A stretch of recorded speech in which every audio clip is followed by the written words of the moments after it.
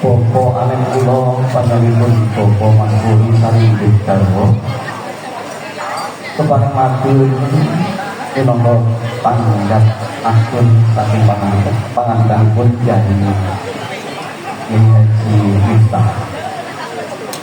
Prabesan saderipun kula nyuwun agung pangaksami. Ingkang sepisan kula ngaturaken pangbagyo karya wilujeng sugeng rawuh sugeng kelengahan wonten papan panggilan ingkang sampun sumadyo kanthi madu-maduran kelali. Ugi ngaturaken ageng panuwun ing sarawuh panjenengan, mugi-mugi rawuh panjenengan tansah dadosa raketing pasederekan ing antawisipun warga ngambak rejo kaliyan warga walon iki.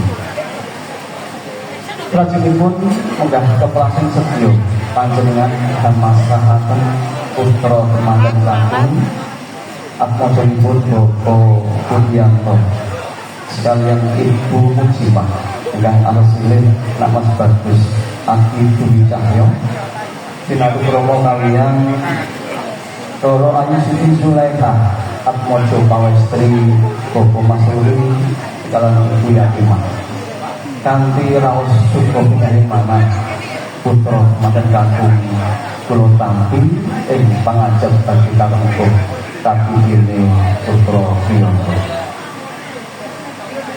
Ponene munggah panggulawetahipun putra temanten kekalih inggih sumangga sami-sami sesarengan menawi pinuju wonten ing ngambak rejo inggih sumangga panggulawetah ingkang sae ingkang tutunipun mugi saged migunani anggenipun sami nindakaken karmaning atesan wonten panggiyane Subrayana Agung. Ing salajengipun menggah atur pasrah sarana ukurake sedaya ingkang dipun beto kalebet ukurake kula tampi mugi-mugi dadosa sarana raketing kekadangan sami-sami nindakaken karmaning asepat anggenipun ngentas pitulus putra pinaringan bagya punya. Boten kata lumpen nyuwun wahing pangestu saking kula rawuh.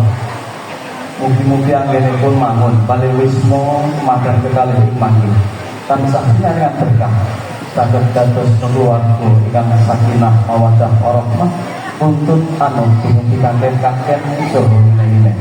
Ugi ingkang pikantuk momongan putra putri ingkang saleh salehah ngabekti marang tiyang sepah sekali saged mikul dhuwur mendem jero labuh-labuh datang mentari lan akabi ora kabi datang Subrayana Agung. Amin amin ya rabbal alamin. Pekaten kula rawuh menggah ati kula njenengan atur saking ingkang amang tadi ampun pilih wonten ecer cewekipun anggen kula maju yun agung samudra bangsa.